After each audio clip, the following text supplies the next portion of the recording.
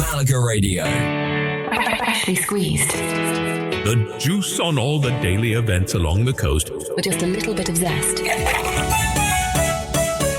You're listening to Malaga Radio Diary. I'm Carmen. And I'm Baptiste. This is Food and Hospitality, this week covering Monday the 17th to Sunday the 23rd of August. This week, we are going from Malaga wine country to vineyards around Ronda and Manilva, into the Feria in Cortes de la Frontera, and finally to the growers and producers of the Guadalhorce Valley on Sunday morning. But before we go anywhere, if you have only just arrived in Malaga, there are a few things worth understanding about how food fits into the day here. Not specific restaurants, just the rhythm. Because you can learn quite a lot about Malaga before you ever book a food experience. Absolutely. Start at the beach. You will see Chiringuitos along the coast, and one of the most recognizable Malaga sights is the espeto, sardines threaded onto a cane skewer and cooked beside the beach over glowing embers, often inside one of those sand-filled boats you see outside the Chiringuitos. Which is one of those things a visitor may walk past several times before realizing that the strange little boat full of fire is actually part of the kitchen. Exactly. And then there is fritura malagueña, Malaga-style fried fish. The point is not to arrive with a checklist of species you have to recognize. It is the way the meal fits the coast. You have been on the beach, you sit down. Food arrives for the table. Nobody seems particularly interested in rushing anywhere. Which in August is perhaps quite sensible. Very sensible. The middle of a hot summer afternoon does not always need another activity. Sometimes lunch is the activity. Then there is another version of Malaga food that you find simply by walking through neighborhoods, the ordinary bar. And sometimes the one that catches your attention is not the place with the beautiful website or the carefully designed terrace. It is the little local bar with a stainless steel counter, the coffee machine working constantly, tapas coming out, somebody watching television at the end of the room, and people who clearly know one another. The sort of place where I immediately assume everybody understands the system except me.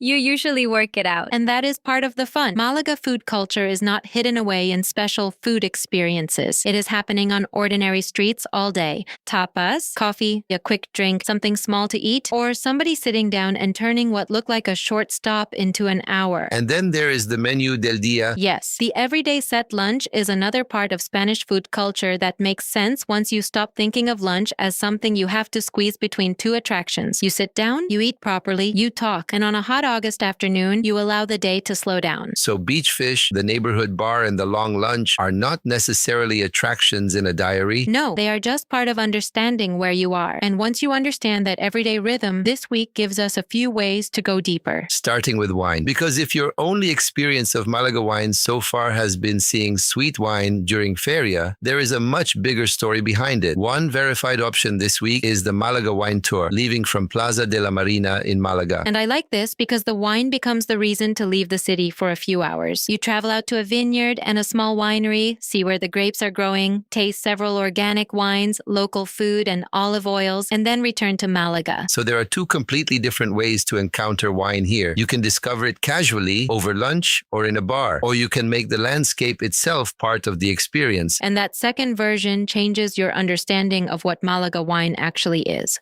because the province has very different wine landscapes. Which takes us inland towards Ronda. At Bodega Doña Felisa, there are guided vineyard and winery visits through the week, beginning at 11:30 in the morning. And this is mountain wine country. You are high above the coast in the Serranía de Ronda, looking at vineyards growing in a completely different environment from the beaches we were talking about a few minutes ago. The visit takes you through the vineyard and winery before the tasting. Which is why I think the setting is more useful to describe than giving listeners 6 grape varieties. Definitely. You can read a wine list anywhere. Standing in the landscape where it was made is different.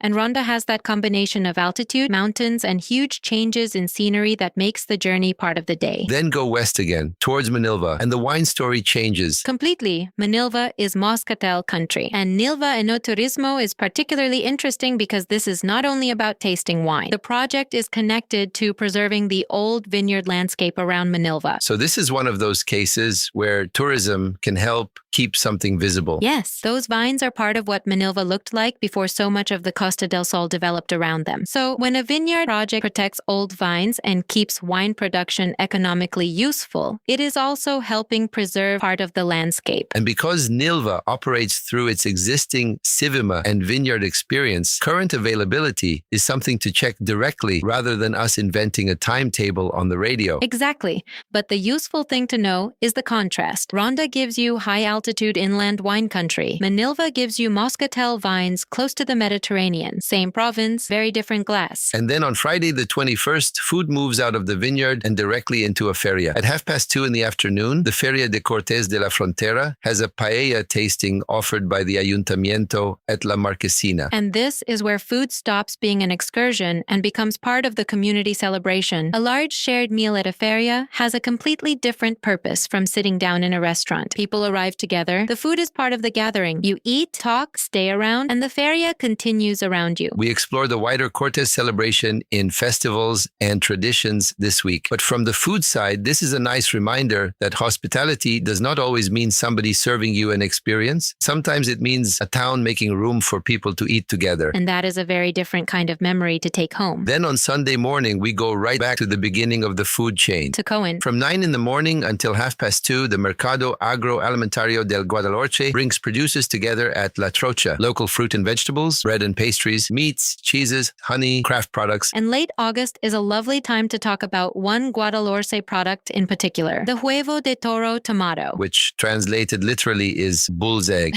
Yes. A wonderfully unglamorous name for a very celebrated local tomato. It is a large bull's heart style tomato associated with the Guadalhorce Valley. And this is the time of year when tomatoes from the valley are very much part of the local food conversation. And this is where the week joins together nicely. Earlier, we were talking about what arrives on the table. By Sunday, we are standing much closer to the people growing and producing it. Exactly. The cheese did not begin on a restaurant plate. The honey did not begin in a hotel breakfast. The vegetables did not begin in a tapas bar. There is an agricultural landscape behind a lot of what Malaga eats. And Coín gives you a glimpse of that landscape through the people producing the food. So perhaps the food story this week is really about geography. I think it is. At the coast, food belongs to the sea and the Chiringuito. In the city, it can be tapas, neighborhood bars, and long lunches. Outside Malaga, wine takes you into completely different landscapes around Ronda and Manilva. In Cortes de la Frontera, food becomes part of the feria. And in Coín, you meet the produce much closer to where it begins. Which means you do not necessarily need to search for the best restaurant to understand Malaga food. No, sometimes you understand more by noticing how people use food during the day, where they stop, how long they stay, what is shared, and what changes when you move from the coast to the mountains. That is our food and hospitality guide for Monday the 17th through Sunday the 23rd of August. If wine interests you, this week gives you ways to move beyond the city and into the landscapes behind it. If you are around Cortes on Friday, food becomes part of the feria itself. And on Sunday, Coín takes us back to the producers of the Guadalhorce Valley. You can find Malaga Radio podcasts on Spotify, Apple Podcasts, Amazon Music, and the other major podcast platforms. For current places, dates, booking information, and the details behind this week's food experiences, explore malagaradio.net. And throughout the week, Freshly Squeezed will be keeping up with the daily events, what is happening that day, what is coming later, and the useful details worth knowing before you head out. And remember, you do not have to turn every meal into an experience you booked 3 weeks ago. Sometimes the Chiringuito you walked past, the little bar that looked busy, or a long lunch when the afternoon was too hot to rush anywhere is already part of experiencing Malaga. From Carmen and me, enjoy the week. And enjoy your lunch, preferably slowly. Malaga Radio. Malaga Radio.